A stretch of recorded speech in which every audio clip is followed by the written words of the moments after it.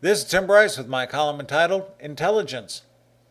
There are primarily three traits we admire in people: physical beauty, physical prowess, such as an athlete, musician, or someone with a specific skill set, and intelligence.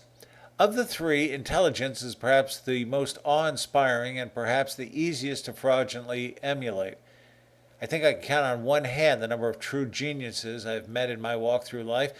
But aside from this, I have met some truly intelligent people whom I greatly respect. Interestingly, not all possess a formal education, yet they exhibit signs of intelligence I admire and rely on for advice.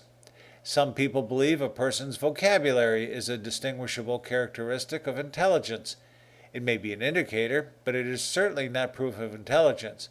I have met far too many people who have a verbosity of BS cloaking other shortcomings in their personality. They may be able to speak well, but so can a parrot if trained properly. There are those who believe intelligence is distinguished by a person's ability to absorb and recite facts. I have trouble with this notion as well. To my way of thinking, the person has nothing more than a good memory which any tape recorder or computer can duplicate.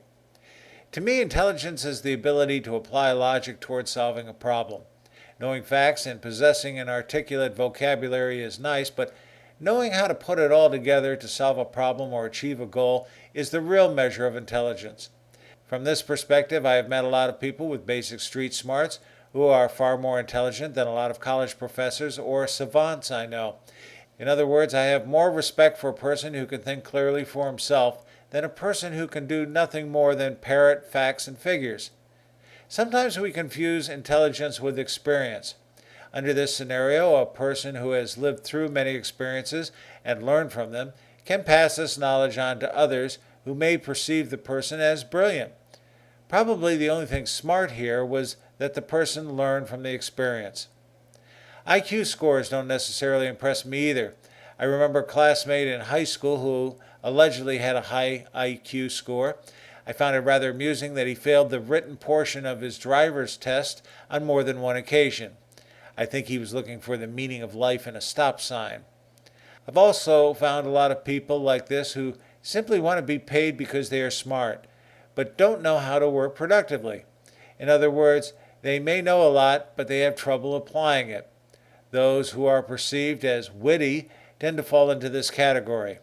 Most are entertainers who have an aversion to real work. To me, the real distinguishing characteristic of an intelligent person is someone who knows what they are doing, does it well, and can be counted on to deliver solutions and solve problems over and over again. Reliability. I've also found they exhibit an insatiable curiosity about the world around them, not just a single area. As the Japanese like to say, such people think in terms of 360 degrees. In other words, they are always looking at the bigger picture. I'm always reminded of the quote by President Calvin Coolidge, who said, "Nothing in the world can take the place of persistence. Talent will not. Nothing is more common than unsuccessful men with talent. Genius will not. Unrewarded genius is almost a proverb. Education will not. The world is full of educated derelicts. Persistence and determination alone are omnipotent. The slogan 'Press On' has solved and always will solve the problems of the human race." Friends, keep the faith. This is Tim Bryce in Palm Harbor, Florida. Follow me on the internet at timbryce.com.